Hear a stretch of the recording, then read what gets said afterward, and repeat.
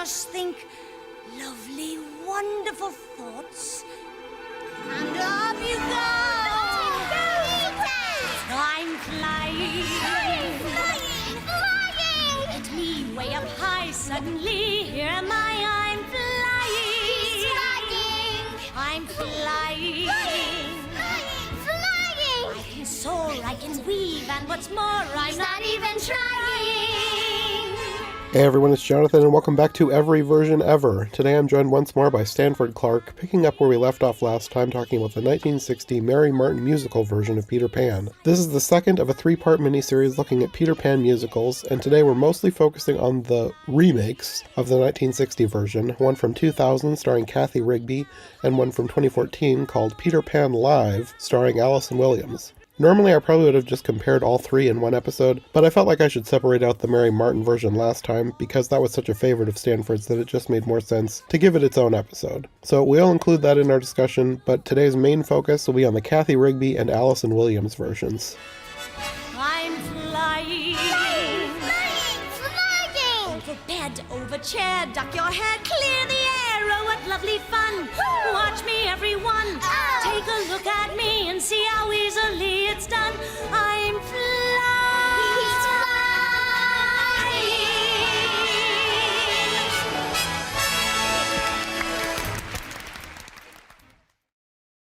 I guess before we get into it, how do you feel that these compare to the original? Oh, I don't care for either one. uh, really don't. I mean, I think that they try. You know, it's not like the effort wasn't made, but I thought, I think I might have mentioned this to you in some of our correspondence. With the Cathy Rigby one, I think I might have mentioned this to you. I just remember all through my young adulthood that Cathy Rigby was on tour, I swear, every year. Maybe it was every other year, but in this Peter Pan, in a production of Peter Pan. Mm-hmm. I never saw it, but I remember seeing tons of advertisements, when it would come to town. And I guess clearly it must have been popular, and the same music from the 1954 Broadway one. And clearly I think one of the advantages of it was Cathy Rigby, given her that she was, a gymnast. Yes. Was really athletic on the wires when during those wires, and that was kind of fun, because you're doing flips and doing all this other stuff that Mary Martin was not doing clearly.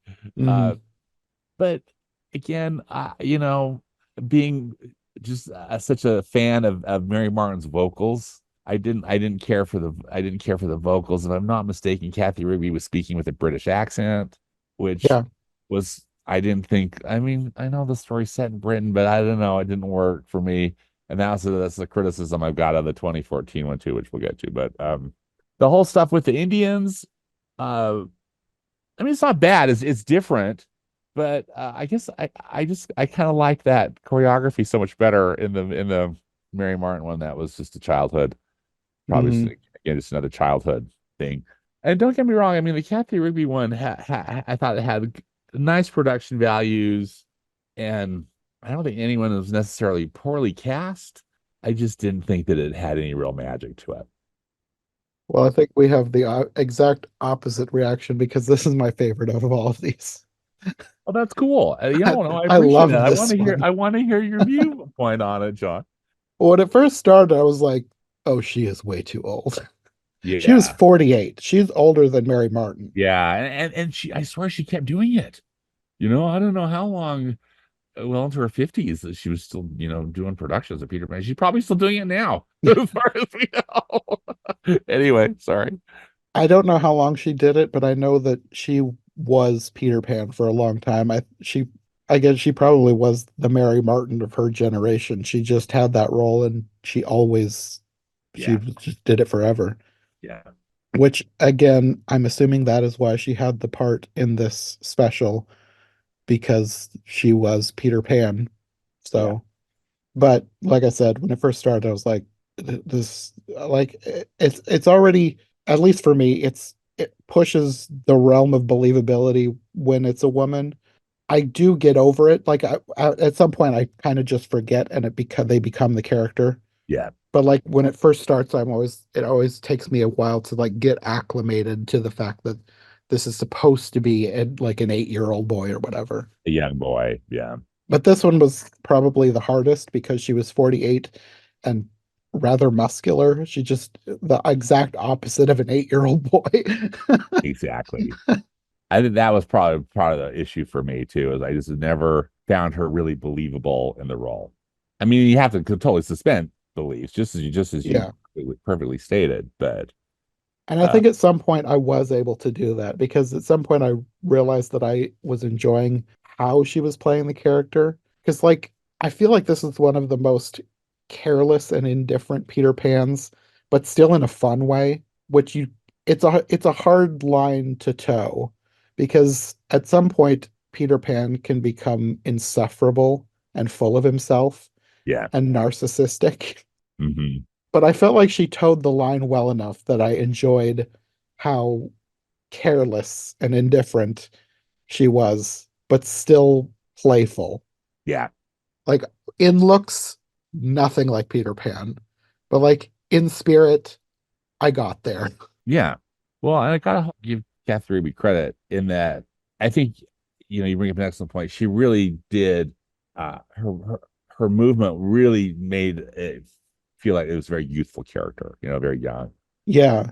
And character. another thing I loved, probably because she's a gymnast, I thought the flying was great in this version. Oh, no question. I mean, the flying was impressive, and I think it helped too that there was a bigger stage. How Yeah. how, how it was filmed, Yeah. where that Mary Martin version just seems so confined, given Yeah. the aspect ratio and everything Hmm. about that set. So that the flying was liberating almost, wasn't it? I mean, just how I was like, wow, she is going all over the place. Yeah. And again, just with her athleticism, just how she was doing all those flips or whatever you would call them in the air. That was fun. Yeah. Hmm.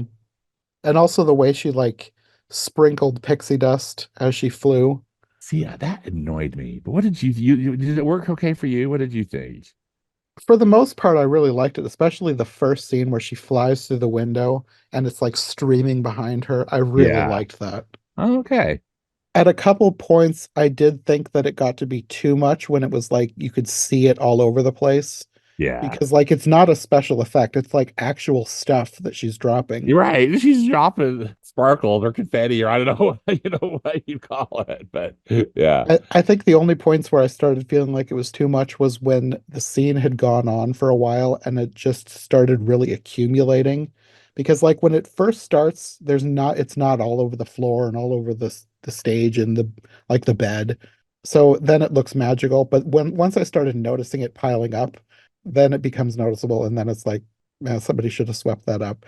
But yeah, they are filming this like a live stage play. They're not doing like multiple takes. So you just kind of have to go with it.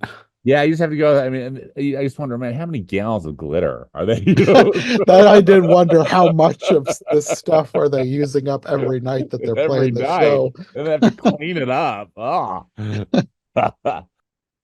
I guess one thing we didn't talk about in the Mary Martin one, and now this one too, Nana as a big costume. yeah, I didn't love the Nanas in either version, especially when you can tell that it's somebody on their hands and knees. yeah. It's just a person. Yeah, in the costume. I'm with you. I didn't love them, and I just wonder if I would have liked if the costumes had been constructed a little differently, if I would have liked it a little more. But it's hard to disguise that it's just a person, Yeah, Yeah, yeah. yeah. I feel like it would need somebody like a Jim Henson Creature Shop I know that's puppet type exactly thing. it. If it were a puppet, that would have been Even if it was the kind where there's a person inside it, I feel like there is a way that you could do the legs so it's not so obviously a person. yeah. That Like is this is totally different, but I'm thinking of I think the creatures are in both versions of the Dark Crystal. yes, There's these long-legged monsters, for lack of a better word. I don't remember what they're called, but it's a person inside of a costume And whatever this would need to be, you don't need these long of legs. But I Yeah. feel like that you could build something similar to whatever those creatures were, but make a dog. Because like Nana can be huge. Like Nana needs to be big anyway. I Yeah. feel like you could disguise a person inside of a thing better than the way that they did it for Yeah, the. the one they did it. Yeah. Which is just basically a furry costume with the person, yeah, you said just, walking on all fours. Mhm. Yeah, it didn't look good. I will say, I we can move on to talking about generals about the 2014 version. I think that is one of the only things that I really liked about the 2014 version over the other two versions was that they have an actual dog. Good point. They must have had the same feelings that we did, right? They're like, we cannot have another person in a janky dog costume. Another thing we didn't really mention, Tinkerbell either. They use the light just like the stage, like there's not an actual character. Yeah, it's like a spotlight, really. Isn't this or just kind of some kind of modified light? And in props, right? And then they would like light up a prop from like the Yeah. inside. For the most part in the first two, it's a light. There's a brief prop that I don't think works very well in the 2000 version. And then there's a little more for the 2014 version. Yeah.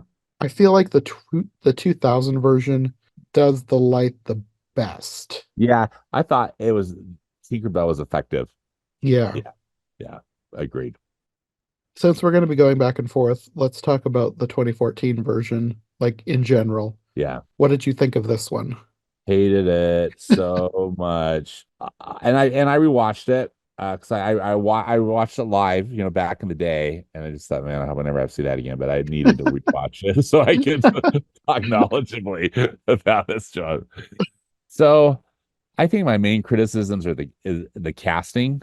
I did not think Allison Williams was a good choice for the role. I mean, she's a perfectly fine actress, and I think she has a nice, decent singing voice. Her British accent drove me insane from her first words. I'm And glad it wasn't just me. oh, I thought sorry, that. it's so painful. And then it brought the memories back. It's like, oh yeah, that's one of the reasons I hated it so much. I thought Christopher Walken on paper was a good choice, but in practice was a terrible choice for Captain Hook.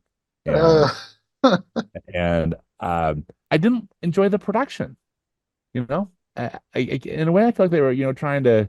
It was an homage to that Mary Martin one, I think, in so many ways, but it just didn't. I just didn't think it worked, really in any way, which was too bad because again, it's a musical I love, but mhm. but those for me were the biggies. What about for you? When I first started watching, well, first when I was watching the 2000 version, because I'd heard like online people talking about the 2014 version as being awful.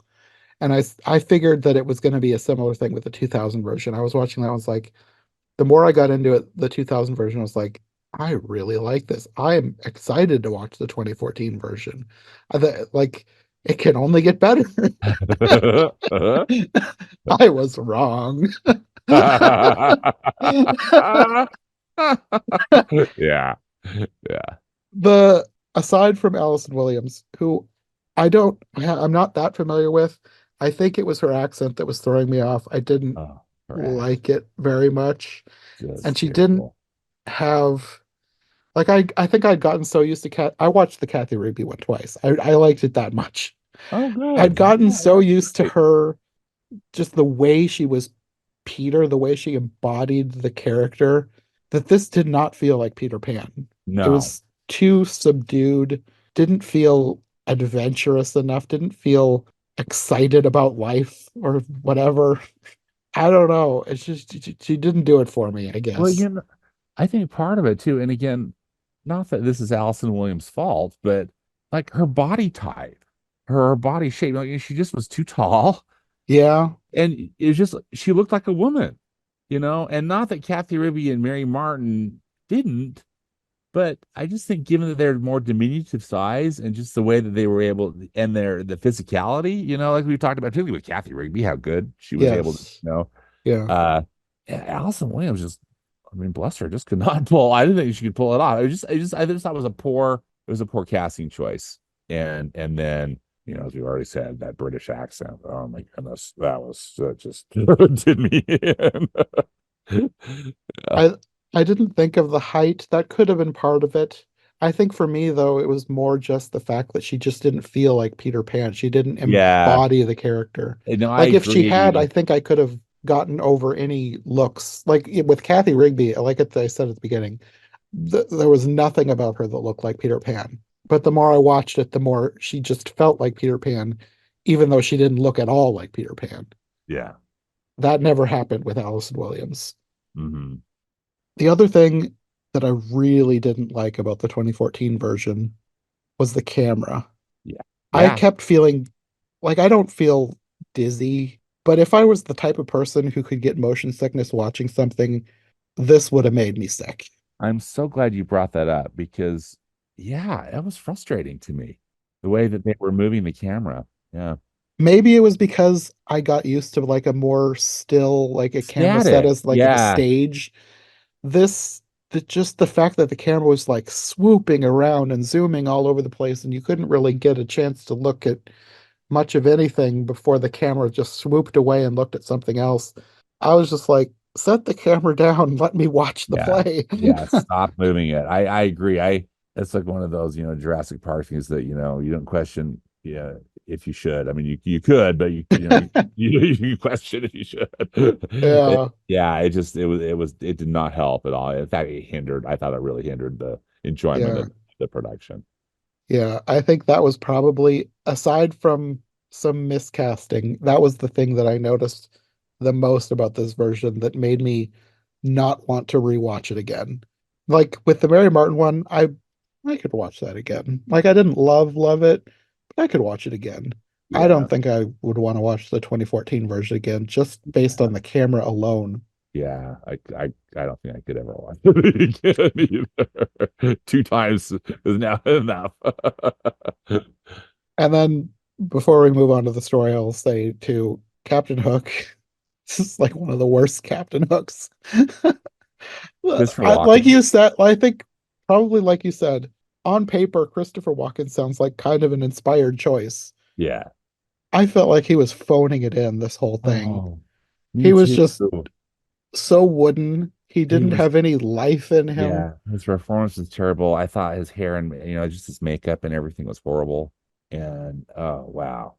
Like I'd gotten used to with the previous two, Captain Hook, I guess campy is the best way to describe him. He's just kind Mhm. of Yeah. evil and loves it.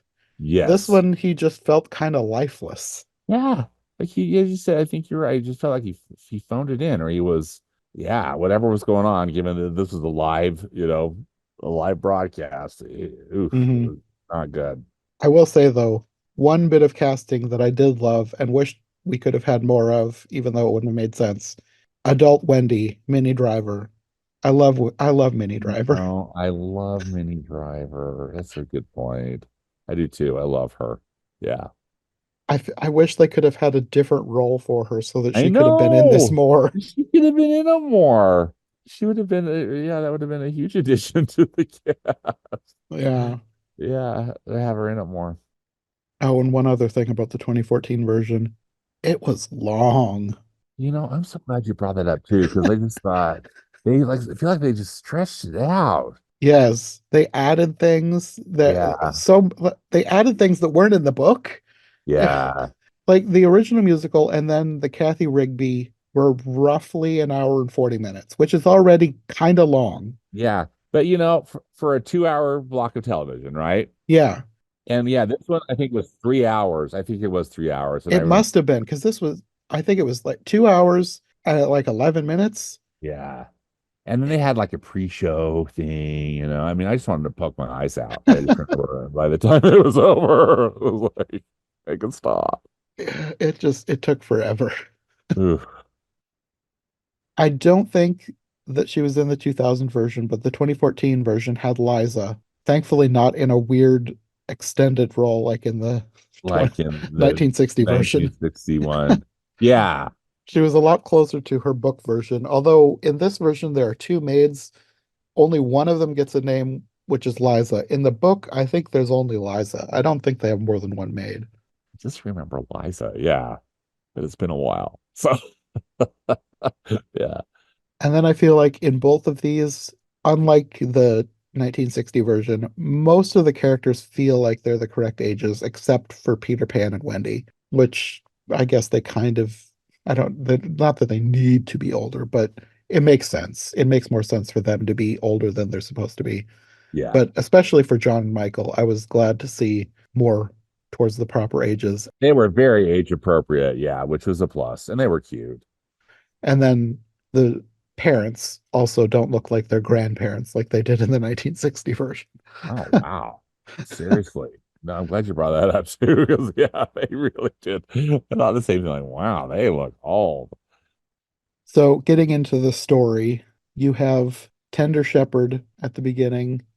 I think, even though a lot of the 2014 I don't really like, I feel like Tender Shepherd is the best in the 2014 version. I think you're Part, right. partly Yeah. because they sing it as a round, and I really like that. Yeah, they did a nice job with that. Yep, agreed. And then I think they gave Mrs. Darling an extra verse, which I also did like. Yes.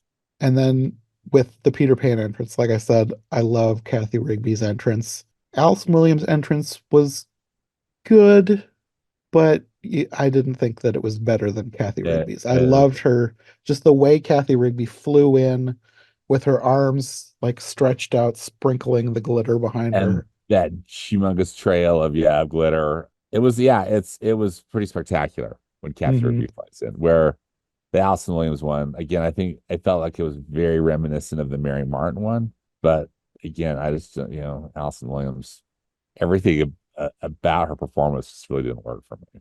Yeah. And then not long after, in the 2014 version, not long after Peter shows up, there's an extra scene where they explore the Darling home, which, Yeah, I mean, it's been a little while since I read the book, but I don't remember anything like that happening. yeah. I was like, what? And then I Got a Crow. I really like Cathy Rigby. She nailed it. You know, I thought she did a really good job. The live version was, it was fine, I guess. It just for most of these, I think I'm gonna be saying I really like Cathy Rigby's version. Well, there's no question the Cathy Rigby version is, yeah, soup to nuts, just a better production, better cast, just, yeah, everything. And also with the live version, they had a weird choice in here where there's like CGI shadows dancing with Peter, Yeah. which was strange. It was, yeah, the whole thing was strange. And again, I'm probably just gonna be a broken record. I'll try to just maybe say some other things, but I felt like just like with we were talking about with the camera on the 2014 version, like they were trying to plus it with all this different stuff, Yes, and they it were didn't just need trying it. too hard. Yeah, they tried way too hard. One of the things that I really liked about the Cathy Rigby version was when they shine the light behind her and then it's her actual shadow. And they're Yeah, not like trying to do like these extra things and adding extra shadows and making it look all fancy. They yeah, just have a really strong light and they make her have this really cool shadow. and it looked great. Yeah. Yeah, that's what Mary Martin did too. I mean, they did it, and Yeah. it's effective. That's all, and Yeah. it's needed. Yeah. None Like of if this. you can do something practical, you don't need CGI, especially for something like a shadow. That Yeah, just to me it seems like you're trying too hard. yeah. I think that's yeah, that'll be an ongoing theme with our Yeah. 2014 commentary. Yeah. they, just, they just try too hard. And then there's the Never Never Land song, My favorite. kind of dull in the live version. Cathy Rigby was better. Oh, no question. And then I'm Flying. I think that was probably one of the better ones in the live version, but Cathy Rigby was better. Well, there's just something about the way that they staged that Cathy Rigby one again, as we've already commented on, but her ability to do those acrobatics. That was another thing with the I'm Flying version. The live version, the wires were so visible. Like for all the CGI stuff they were trying to do, like like Tinkerbell was a special effect and they had the CGI shadows. Couldn't somebody have erased the wires? It was weird, wasn't it? Because Like it was like, if yeah, they hadn't tried so hard with so many other things, I don't think I would have cared so much. But yeah, like I don't know, though the the wires were so obvious. Yeah. And we yeah. all know they're on wires. I mean, but still, I agree. I hear you. It was another puzzling thing about Hmm. that production. One thing I did like about the live version was the way the walls pulled back. I wish they would have pulled back more, but I liked what they did do with it, which again, it's a practical effect, not CGI. So Yeah. bonus points there. Yeah. And I did feel like the little kids, John and Michael, looked like they were having the most fun flying in the Yeah. live version. They were cute. They were well cast and really I thought they were good little actors. They did it. I thought they did a good job. Yeah, I feel like they were better cast in the live version than they were in the 2000 version. Even though Yeah. overall the 2000 version I like better, I didn't I didn't love Michael especially.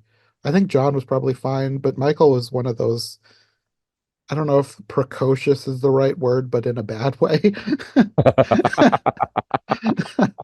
Yeah. Good.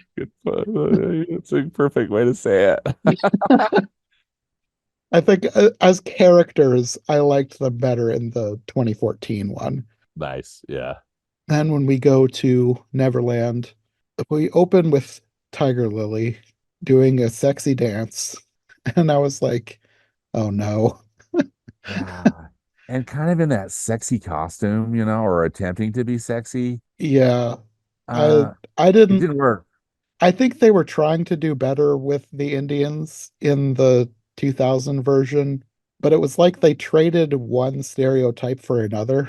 Yeah. It didn't work for me. And in fact, that's where I was kind of wishing again, back for the Mary Martin one, because even though again, it's just a bunch of white people, but Yeah, still that dancing was just so much more dynamic and fun for my, just for my taste. probably. Like I didn't, even though the 2001 is my favorite of these three, I didn't really like anything with the Indians in this one. In it, yeah. Like I said, I felt like they were trading one stereotype for another because they went from like the dumb Indian to the sexy Indian, and neither one felt appropriate. Yeah, I know, I agree. And then with the pirates, like with the Mary Martin version, I thought the pirate songs were fine, but I really liked them a lot better in the Cathy Rigby version. But I didn't really like Captain Hook as much. Yeah. I didn't love the Captain Hook that they cast. But again, the production was good. Yeah. This Captain Hook, I don't know, there was just something about him, and he also made several like fart jokes, which was weird and unnecessary. Yeah. But then the 2014 version was kind of dull. I didn't love any of them. Most of the ones with if Christopher Walken was singing, I didn't love it. Oh, or doing actually anything. He was sleepwalking. Yeah. A weird choice that they made with the 2014 version was instead of having Mr. Darling also play Captain Hook, they had the actor for Mr. Darling play Smee in the 2014 version, which I've never seen that before. Well, I thought that was kind of interesting. That was interesting. It didn't necessarily work for me, but it doesn't, yeah, it doesn't matter. Nothing worked for me in that 2014. Of all the pirates, he was the best one, but he didn't feel like Smee. Yeah. It felt like they were trying to do like a hot Smee. Yeah. Like he was wearing tight clothes and he was kind of muscular and he had tattoos and long red hair. It was like, why are they trying to make Smee hot? Yeah. It was weird. And also, was it just me or did he have a tattoo of the Mythosaur emblem from Star Wars? You're right. It's like, wow. Like it looked like that had to have been what it is. Maybe they added a couple extra horns, but it still looked like that It's like, logo. yeah, it's that Mythosaur from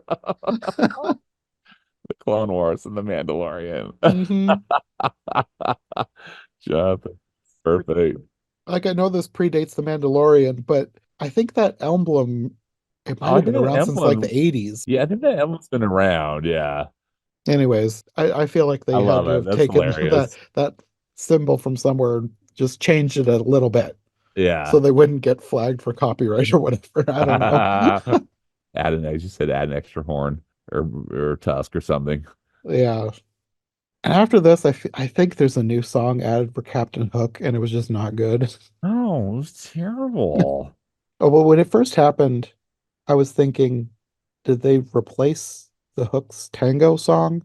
But then I think that came later. I So it was think just a it new seemed like it got song. moved later. Yeah. There was a couple songs that kind of shifted around in these Yeah, they versions. changed the order of stuff. And again, I'm a broken record, Jonathan, but I just thought every creative decision in that 2014 one was bad. You know, they like kind of they adjusted the book and Yeah. moved songs around and added stuff, and it just none of it worked for me. There were very few things that I felt like the 2014 version did better, and I might have already mentioned them all, which was Nana being a live dog, having Yeah, Minnie Driver as adult Wendy, and I liked Tender Shepherd. yeah. At this point in the Cathy Rigby version, the crocodile appears and chases off the pirates. And I thought this crocodile was much better than the 1960 Oh, version. no question. Huge improvement. Yeah, It comes later in the 2014 version, but I did not like it as much in the 2014 version. nor did I. I think it could have been okay, but they made it weird. Like it was like iridescent blue and pink and purple, and it was like, this is not a dragon. This is just a crocodile. You don't need to fancy it up. And then at this point, I think in both of them, the Indians show up, like the whole tribe. And then in the Cathy Rigby version, they've changed it up so that it's a lot more dancing. They've gotten rid of the gibberish chanting. They're mostly just talking about making the Lost Boys pay because the Lost Boys and the Indians have a more antagonistic relationship in this version.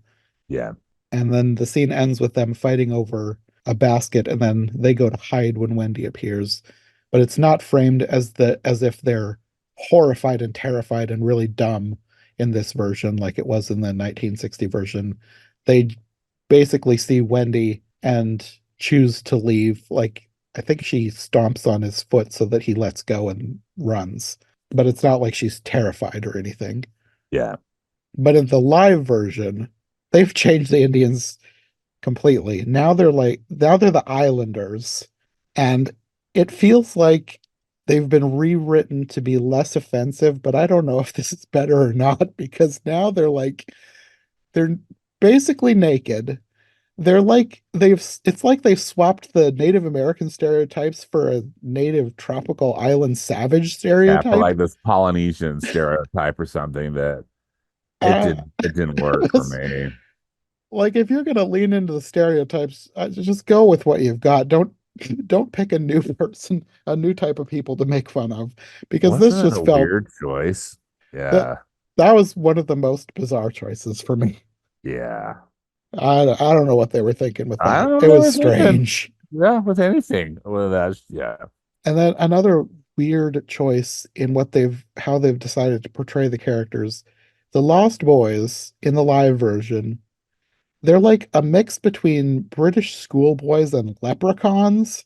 I was, I was so confused as to why It they was did this. it was so confusing. It was just like, what is happening here? Oh, In the live version, they're all adults too, which was also yeah, strange. which was Like weird. they Yeah. were older in the Cathy Rigby version, but they were like still believably But they childish. were childish, yeah. And that's one thing I actually kind of liked about the Mary Martin version is that they used child actors. Yes, that was one of the best things in that one. I really liked that's what, like the one kid was like really young. I'm assuming that's the one that Captain Hook was calling the baby. He was more Yes. like slightly older than a toddler. I thought he was so cute. They had He was so they picked cute. really good kids for Yes. those roles. Yes, agreed. And the Kathy Rigby version, it was fine. Like they weren't children, but they were fine.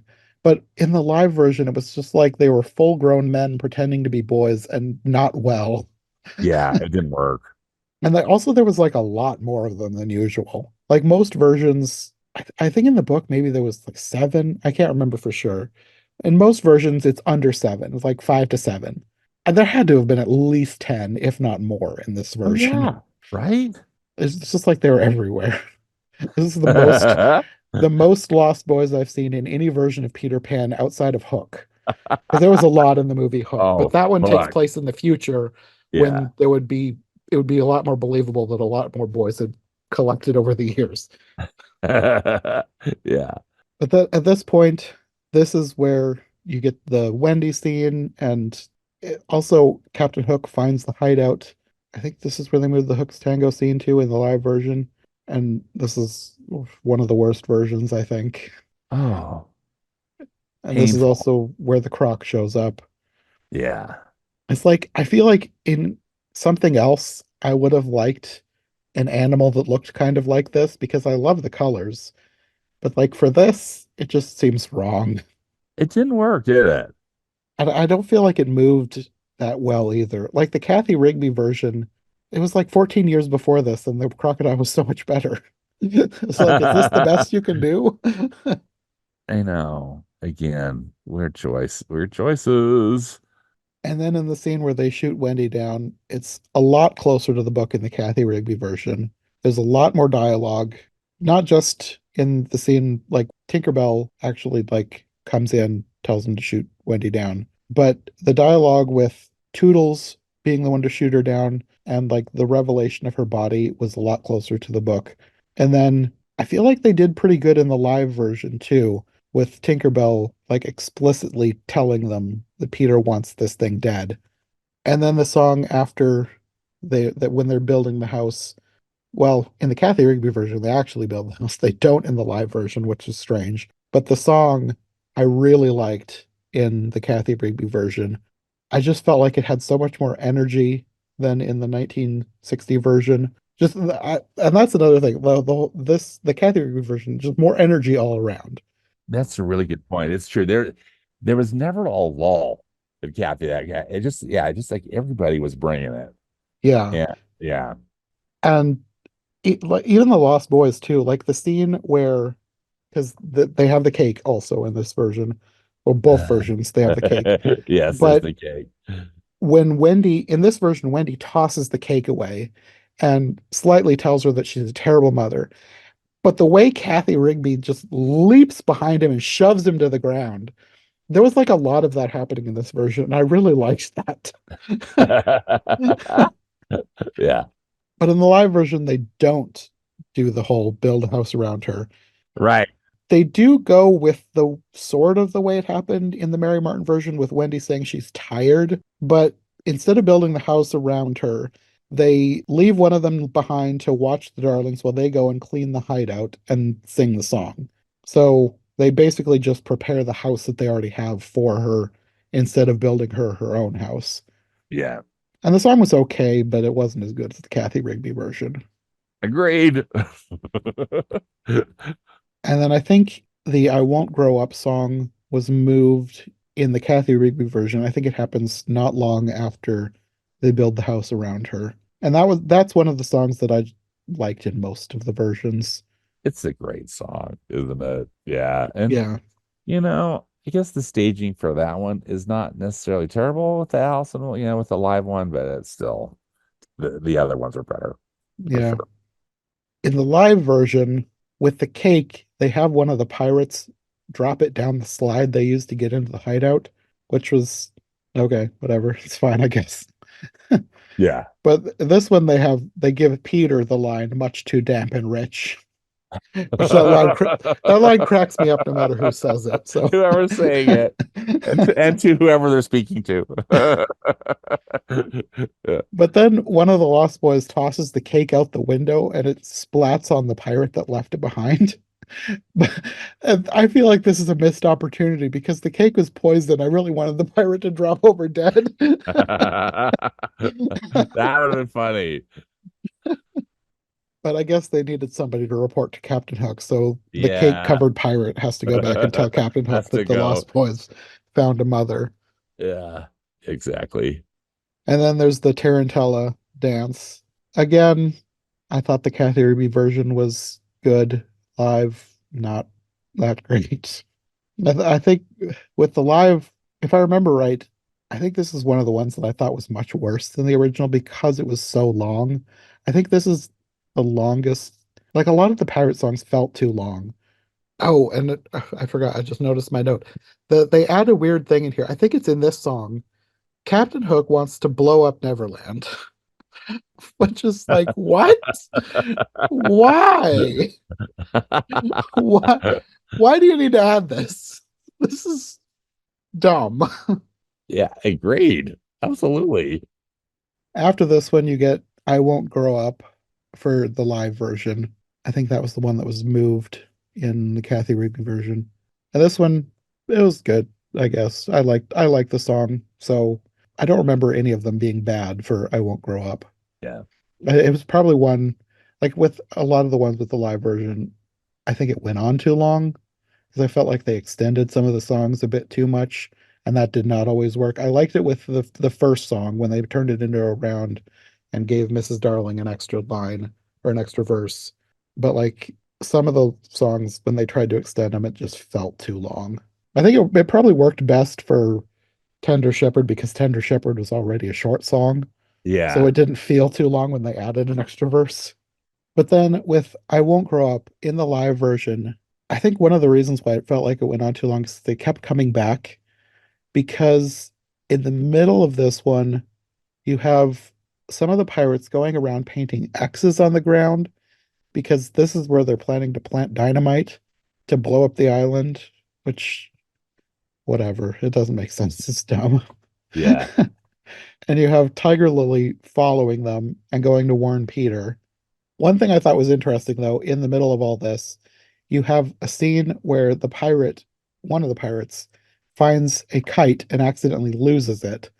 And this scene is not in the book, but as soon as that happened, I was like, they're actually setting up a book accurate scene later on because that kite is important for a scene in the book that I don't think I've seen it in any version. I was gonna say, isn't it the only version that uses it? As far as I've seen, because like Yeah. I haven't watched every version ever yet, Yeah. but at least for the ones that I'm watching in this batch, I have not seen any version that actually does the kite scene. Interesting. So Yeah, I guess good that's a point. point in favor of the live version.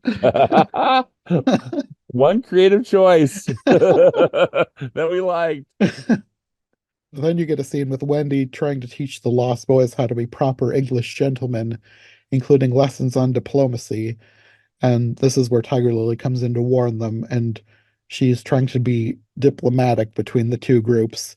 And at the end of that scene, she ends up being the not proper English gentlewoman. She ends up yelling at Tiger Lily, and then everybody goes back to the hideout, and Tiger Lily gets captured. So that sets up the scene at Skull Rock, which I thought was interesting and made me question why Disney is not more litigious about this because Skull Rock is not in the book. In the book, it's Marooner's Rock. Skull Rock was invented for the Disney version. The Disney version, so it's like they copied. Yeah, it's a good point. I'm wondering if this is something like because a lot of people, like Wizard of Oz example, the ruby slippers, not in the book, but everybody associates the ruby slippers with Wizard of Oz. Yeah, exactly. It's like this integral part of Wizard of Oz. So I'm wondering if that happened with Skull Rock because it is kind of an iconic scene from the Disney version. And I wonder if people just don't realize that that was invented for the Disney version. Yeah. Because in the book, it's Marooner's Rock. It's a place where the pirates tie people to Yeah. drown when the tide comes in. Yeah. And I thought it was also interesting because they have changed this back to a more book accurate version for both of these. You don't get the "Oh My Mysterious Lady" song, which I'm very fine Which with. was a good, and then maybe we should say another good cut, right? Another. Yeah. And you actually get mermaids. I think these had slightly more budget than the 1960 version, so there's Yeah. actually mermaids in this version. Mermaids. Yeah. Both versions. Yeah. I thought it was interesting. One of the mermaids in the Cathy Rigby version was played by the same actress who played Mrs. Darling at the beginning. Oh, yeah. Interesting. Which I guess is, indicative of a stage production, right? Where there's an ensemble and they're playing multiple roles. Hmm And the Cathy Rigby version is a lot closer to the book. It actually has Hook stab Peter with his hook.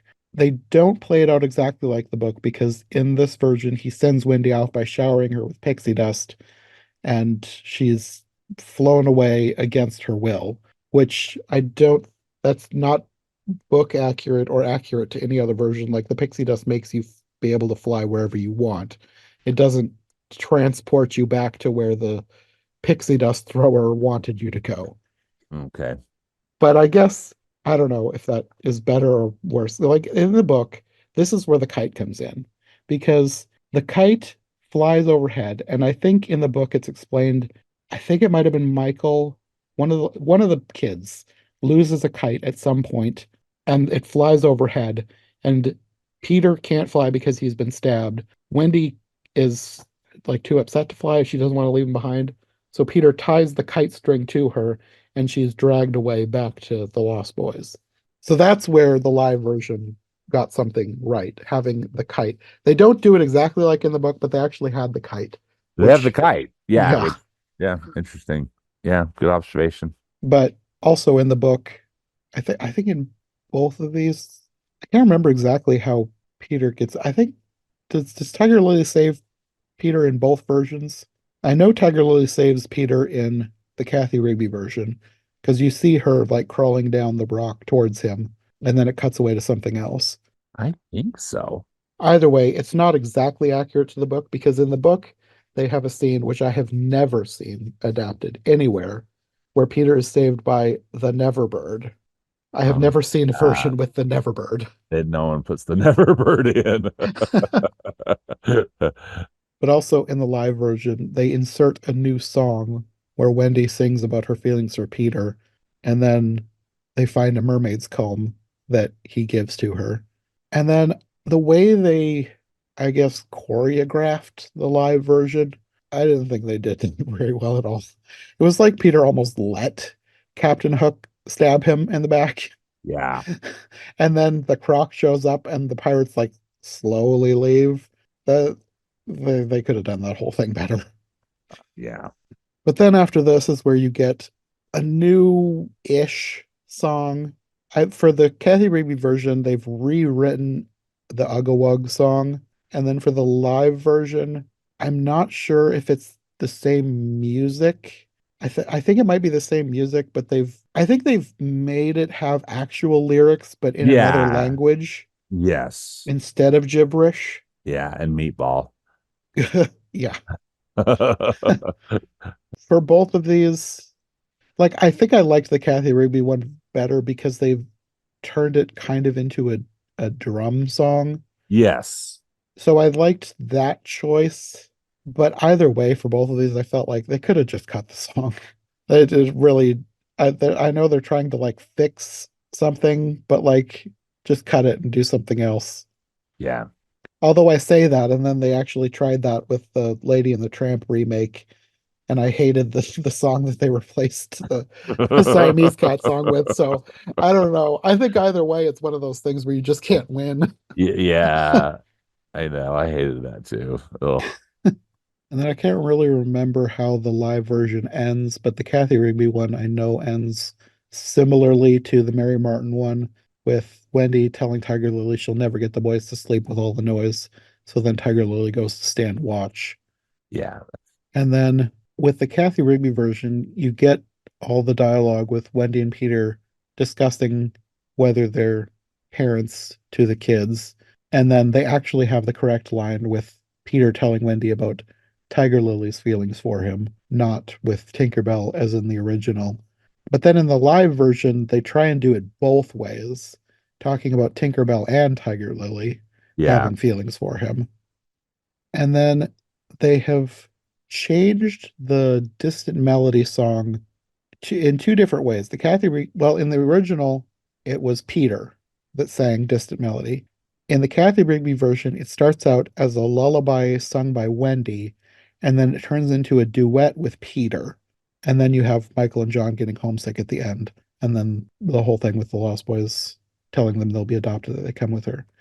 The live version turns it into a duet with Wendy and her mother back home, which I actually liked that. I thought that of all the choices they made to change this version, that was one that I felt worked. It worked. Yeah. Oh yeah. And then you have, I can't remember if this was in the Mary Martin version or not.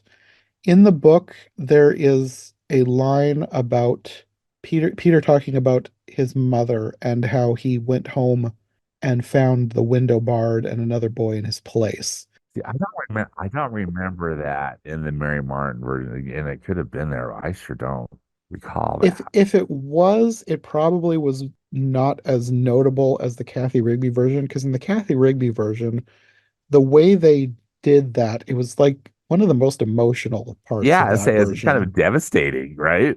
Yeah. I think it might have been in the Mary Martin version, but I think she was more upbeat when she delivered the line and like ended it with saying something about that's why I always want to stay in Neverland and have fun or something. Yeah, I don't think it had like the emotion there that the wasn't Cathy it Rigby wasn't played version. for that kind of that emotional resonance or whatever. Yeah, But then in the live version, they write a whole new song for this line. Like they've turned this one bit of the movie into a whole song. another bad And decision. it was one of the ones that was like, it's fine, I guess. But they didn't need this. Yeah, definitely seemed extraneous. It's like, oh, fast forward. Yeah. And then you get the battle with the Cathy Rigby version. It's very brief. You see one Indian like fall off the top of the hideout, and Tiger Lily gets dragged away by her hair. I don't think that they even have a battle in the live version. You just see all the natives tied up. Yeah, I don't exactly. I think the pirates are like making noises to make it seem like a battle is happening. But like whatever they did, it was weird. I didn't think it made a whole lot of sense. Same. And then with the Cathy Rigby version, they hear the tom tom, they prepare to leave, they say goodbye, and Michael gives Peter his teddy bear. And then you have the line about the spring cleaning. And then in the live version, the kids actually leave. Nobody's outside. They don't get captured right away. They walk through the forest extremely slowly and are like kidnapped one by one, but nobody makes any noise while they're being kidnapped. It's a very quiet kidnapping. Yeah, Yes. they're like they're really able to, just quell all the noise or whatever the right word is. Yeah. Yeah. And this is a whole thing that they could have. I feel like they added it in to stretch the time. None of that needed to be in there. Oh yeah. And then with both of these, you have Captain Hook planning from the beginning to poison Peter. And in either one, it doesn't really make sense. He's in the room with Peter asleep. He could have killed him. Yeah, exactly. And then in the Cathy Rigby version, he also steals the teddy bear for some reason. Right.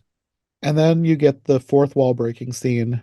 And with the Cathy Rigby version, I really liked the effects with Tinkerbell dying and the lights in her house, except you have Peter holding Tinkerbell, but it's a glowing ball, and you can definitely see that it's a glowing ball. I don't think this would have been a problem if I'd been watching a stage play, but because the camera was so close, you could just see that it was a glowing ball. Yeah, it didn't work, did it, as well? So I mean, I guess it's fine, but I didn't really care for that part. Yeah. And with the live version, I liked the effect of her drinking the poison better than some of the other ones, but the rest of it was meh. I didn't feel like Peter was upset enough, but I feel like that's just kind of par for the course with like nothing against Allison herself, but like this Peter is not emotional enough. Yeah, this was not, yeah, I don't think it was a great role for her. But with Cathy Rigby, I loved the emotion that she put into this, and I loved the way they had her not just addressing you, the viewer, but they like zoomed the camera out and showed the audience because this is being filmed live in front of an audience. And I love that they showed the audience there clapping when she's begging them to clap for Tinkerbell. You felt that, emotion and energy, do you? Which that was, yeah, I like that. Yeah. And then after this, because the way they did with the pirates and the natives, I guess the natives are captured along with the Lost Boys in the live version, but I think they kind of forget about them for a while because After Tink is saved, you go to the pirate ship and you see the natives getting locked up, but then they're kind of gone for a while. And then you get Hook's Waltz, which I think in the Cathy Rigby version, I think I liked it as much or better than the original. The live version, I mean, Hook's Waltz is my favorite of any of the pirate songs, so the live version was better. But like most of the pirate songs were kind of meh for me for the live version. Yeah. And then with the Cathy Rigby version, you also have Hook throwing the teddy bear overboard. So it's like, what was the point of the teddy bear? No. I thought it was gonna like make an appearance at some point, but I think that's the last we see of it. Yeah, I don't. Yeah, I agree. I think so. One thing that I did like about the live version was that they kept the line from the Mary Martin version about him being upset that they made the baby play Hook. The only Uh, problem I had with it though is the Lost Boys are adults. There's no baby. yep. Oh, you grown man. And then the Cathy Rigby version, they have Hook trying to convince John and Michael to join him, like they do in the book. The live version does it too, with a bit more book accurate dialogue, which I was kind of surprised about, including Wendy's last words, which in the Mary Martin version and the Cathy Rigby version, I think they cut her off. Like she says something like, "These are my last words," and then they cut her off and like, there you go. But they actually have her do a line closer to what is in the book. Because in the book, I believe she says she has a message from the Lost Boys' real mothers in that she hopes that they will die like English gentlemen. And they do something similar with the live version, which I did appreciate. And then in the Cathy Rigby version, Peter, Tiger Lily, and I guess one surviving Indian sneak on board the ship and use the clock as a distraction. Then it has the stabbing scene with Jukes and Checo getting stabbed and Starkey diving overboard. Then they send the kids in after them, hoping that they'll get killed off. And then Peter reveals himself when they accuse Wendy of bewitching the ship. In the live version, Peter and Tiger Lily sneak on board with the clock, and then you hear somebody, presumably Bill Jukes again, screaming and probably dying. And then Hook sends in Checo, and there's a lot of agonized scream. Like they really played up the screaming in the scene where Peter's killing off the pirates. Yeah, true. And then they added a pirate to die, someone named Cookie, which I don't remember a pirate named Cookie in any other version I've seen. And then you get more agonized screaming. And then he sends Starkey, who jumps overboard. That's when he sends in the kids and is going to make Wendy walk the plank, and Peter appears.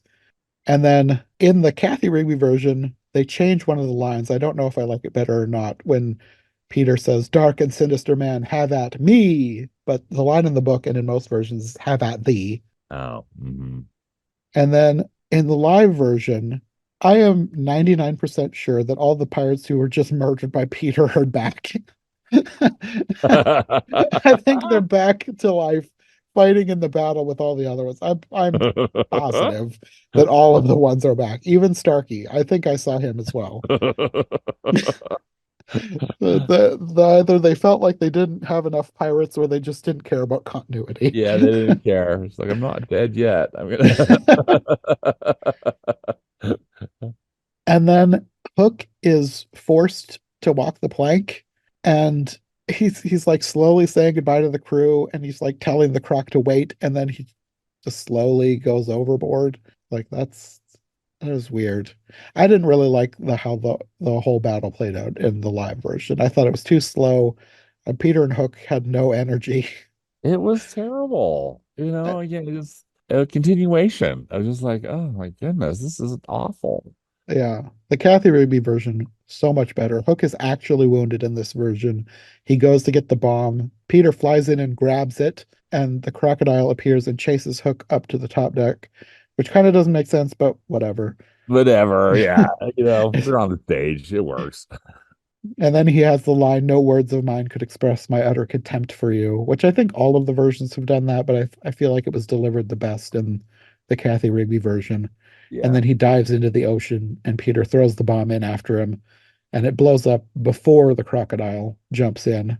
I think it's kind of similar timing, but you can tell that the crocodile did not die in the Did explosion. not get blown up. Yeah.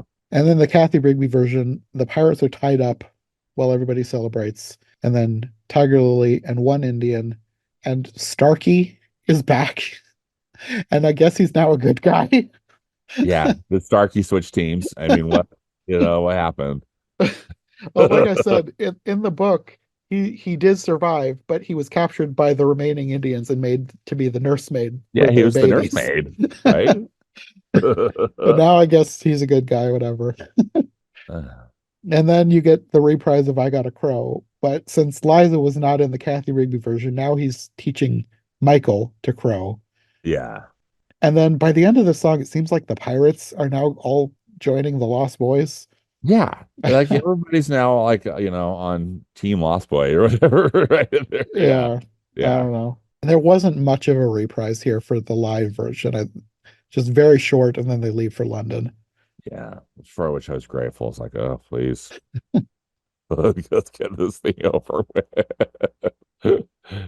And then when they go back, the Tender Shepherd is the Cathy Rigby version, similarly original. I think I like this one better than the original. For the live version, I don't think they did well, did they changed it so that it's like a new song, but it becomes It becomes Tender Tender Shepherd. Shepherd. Yeah. And then I don't know where Mr. Darling was at all. I don't think they did him in the doghouse in this version. No. He still, he had all that costume and makeup to remove. Oh, you know what? I bet you're right. He was Yeah, he was still in his Mistress Me it could be. slash Mandalorian. Oh, he could have just put a shirt on, but still. Well, speaking of Mr. Smee, in the Cathy Rigby version, he comes back with the Lost Boys and also wants to be adopted. Yeah, That was one of the few things with the Cathy Rigby version. I was like, what on earth? I hate this. Why? it's a I don't head want scratcher. this. I was like, no, Mr. Not that Me not that doesn't it's a huge belong. huge deal breaker, but I was like, that was one of the worst. Not that it's a huge thing, but I did not like it. This Yeah, is weird. it just seemed really out of place. Yeah, it did. In the live version, Mr. Darling shows up at some point after the reunion with the kids, and he tells them these lost boys were knocking at the door, and then they have a line about asking if their stockings could join the Darling stockings over the fire, which I don't think that was in the book. I'd have to reread it, but I I don't don't know. think It it was felt in the weird in this, book. even if it is in the book, it felt weird in this version because these are adults. Yeah, yeah, And then you get the We Will Grow Up reprise of I Won't Grow Up. In the Cathy Rigby version, Mrs. Darling takes everybody to get chocolates instead of baths, like in the Mary Martin version. In yeah. the live version, there's no explanation for why Wendy gets left alone. Like she needs to be left alone so she can do her call out the window to Peter to not forget her, but they don't explain in the live version. Everybody just leaves. Right. Yeah. And then in the Cathy Rigby version, Wendy ages on screen after calling out to Peter to not forget to come back for her. And it's the same actress with a new actress for Jane. Yeah. And then in the live version, I kind of like the narrative choice here. They say, like, it explains a few things that I've had questions about. Like, not that this is like actually canon now, but whatever. Whatever. Like, the narrator says that time works differently in Neverland. And the way they're explaining it, it's sort of like how you think of time in Narnia. Like, Yeah. time happens differently. So you have young Wendy backing out of the window, and then Minnie Driver enters as the older Wendy. And then Peter comes in and thinks he was just there yesterday, Yeah. which I suppose with the way they're framing this, he was just there yesterday. So time has happened years for Wendy and a day for Peter, which I guess it's fine, but it was one of those things where they didn't really need to explain this. Right. So he's wondering where John and Michael are. And then Wendy shows him the mermaid comb that she's kept all these years. And Jane wakes up a new actress. And in the Cathy Rigby version, Wendy ends up running out of the room after Peter gets emotional and he's crying when Jane wakes up and they have their conversation. He decides he's going to take her back.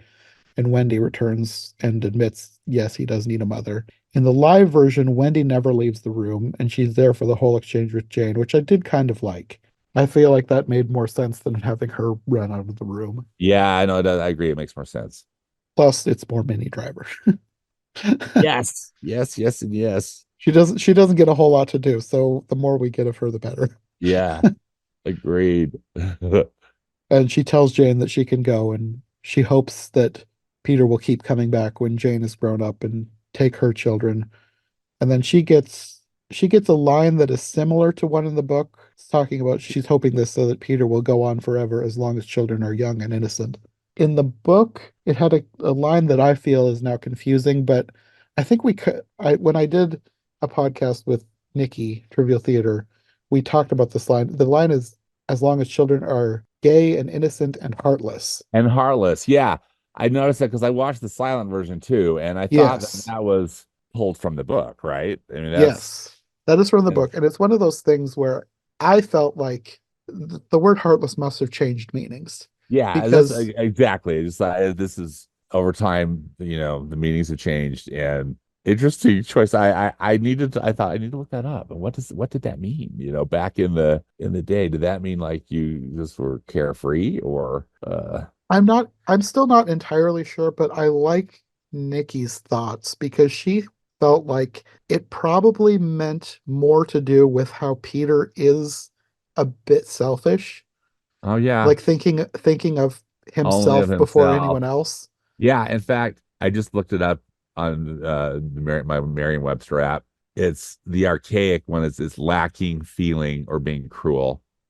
It's Spiritless. probably a combination of meaning slightly changing and also the fact that in a way Peter is a bit heartless because he does think of himself before anybody else.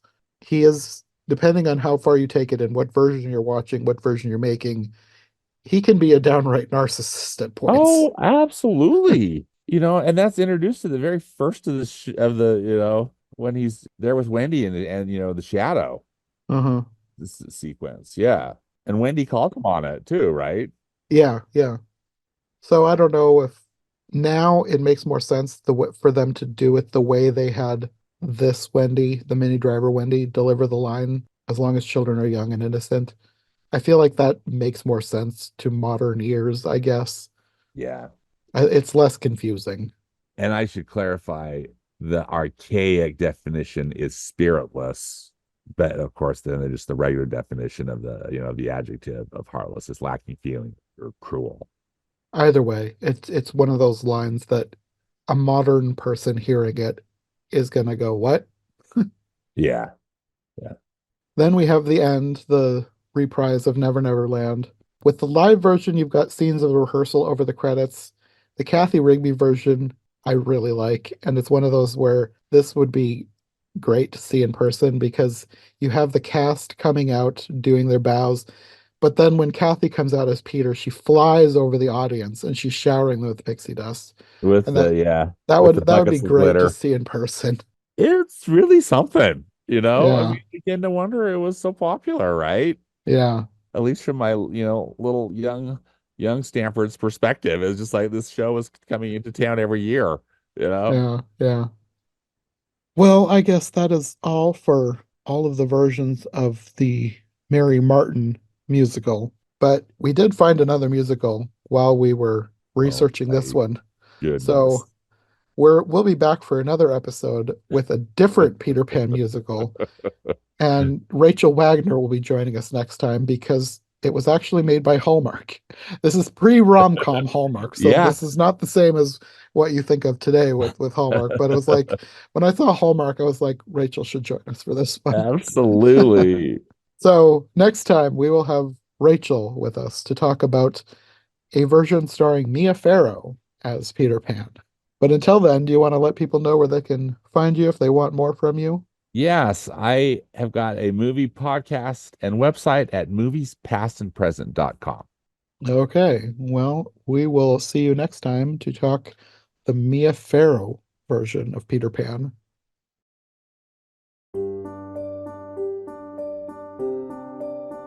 Thanks for listening to Every Version Ever. If you enjoyed this episode, make sure to subscribe and follow my co-hosts as well. My Linktree and all of our links will be in the description below. If you want more of my content, all my podcasts are available on YouTube as well as most podcast platforms.